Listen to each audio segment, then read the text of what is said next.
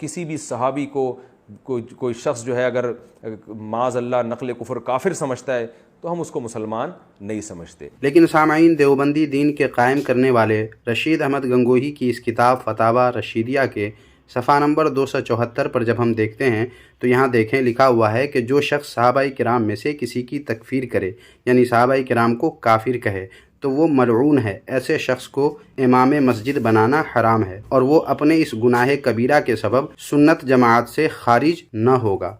जबकि तारिक मसूद ने क्या कहा कि हम उसे मुसलमान नहीं समझते, और यहाँ रशीद अहमद गंगोही क्या लिख रहे हैं कि वो अहले सुन्नत से भी खारिज नहीं होगा। इस्लाम से खारिज होना तो दूर की बात है, वो अहले सुन्नत से भी खारिज नहीं होगा। इसलिए सामाईन, देवबंदियों के दोगलापन से आप वाकिफ़ रहें और इनकी दोगली पॉलिसी को समझते रहें कि ये लोग कभी कुछ कहते हैं कभी कुछ कहते हैं और इस तरह लोगों को गुमराह करने की शैतानी कोशिश करते रहते हैं।